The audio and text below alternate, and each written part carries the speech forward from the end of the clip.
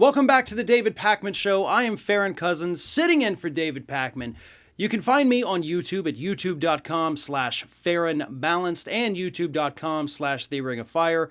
And of course, every week I host the Ring of Fire podcast. Go to rofpodcast.com. Well, we've got more COVID news to talk about. And it actually calls back to a story we talked about yesterday. As you'll recall, we showed the clip of Donald Trump and Bill O'Reilly, their little rewrite history tour, where Donald Trump sheepishly admitted that he had, in fact, gotten the COVID booster. The crowd booed him. They did not want to hear that. And then Bill O'Reilly, this week, does an interview with Dan Abrams on News Nation. And O'Reilly admits to Abrams that he had to console Trump after that crowd booed him. After the event, of course, they weren't on stage when the,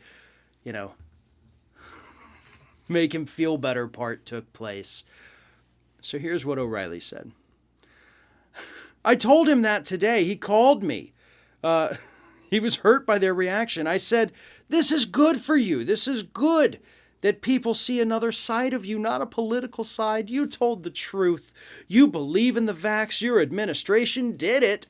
And you should take credit for it because it did save, hundreds of thousands of lives.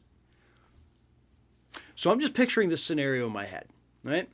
Because this wasn't even like backstage after the event that O'Reilly had to go up to him and be like, hey, bud, you okay? No, this was like the next day, Trump calls him, and O'Reilly's probably like, oh, God. Yeah, hello.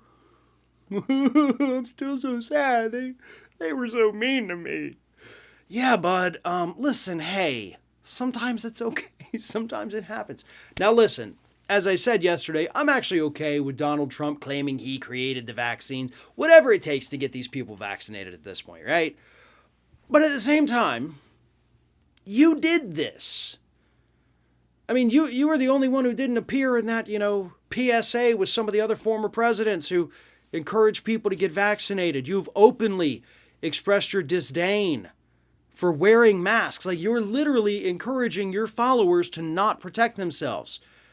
Even in your little diatribe that we talked about, you still said, if you don't want to get it, don't get it. No mandates, no mandates. You're driving them to this. So you don't get to be upset when your little Frankenstein's monster turns on its creator.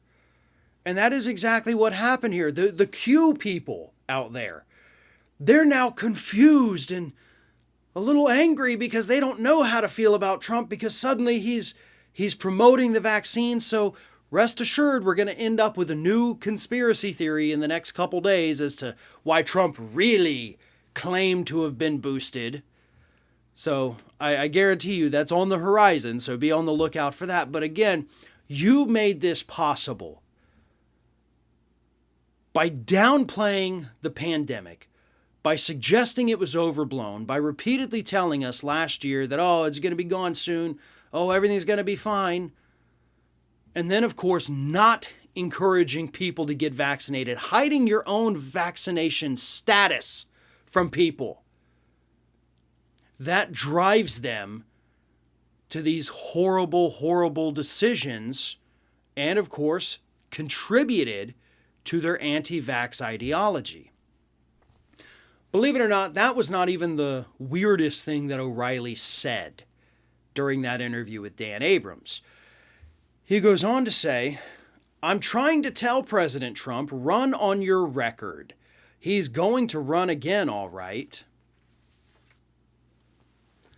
So Bill O'Reilly, who clearly is in close contact with Donald Trump, has spent several weeks with him, has spent other time with him throughout this year, tells us that without a doubt, Donald Trump is running for president in 2024. So that's something we also have to deal with, something that also has to be addressed. But to his statement, run on your record, what record is that? 400,000 dead Americans in a pandemic that you pretended wasn't a big deal? A trade war with China that you had no idea what the end goal was? You just started it because you were, feeling a little weird that day? Or is it your border wall that's sitting down there, literally falling apart, washing away, and rusting? So those are about the only three things. Oh, I'm sorry, tax cuts. You also cut taxes for the wealthy and screwed over working class people by taking away some of our deductions. What else? I mean, for real, what else was Donald Trump's record here? So, Bill, when you tell him run on your record, you got to be a little more specific than that, because there's only a handful of things the guy did and all of them are bad, right? There's no good thing when you look at it from a purely nonpartisan political analysis. What good thing happened during the Trump administration?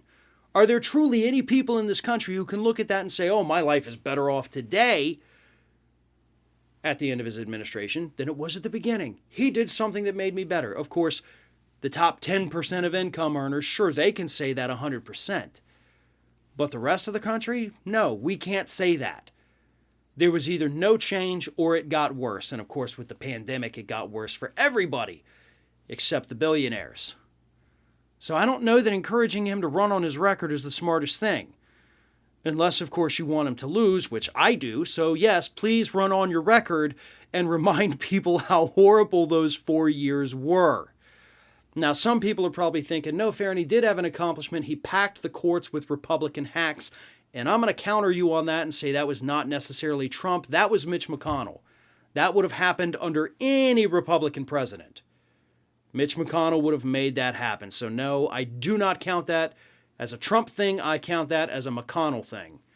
And I know Trump would probably be furious to hear people say that. But hey, that's the reality under which we live today.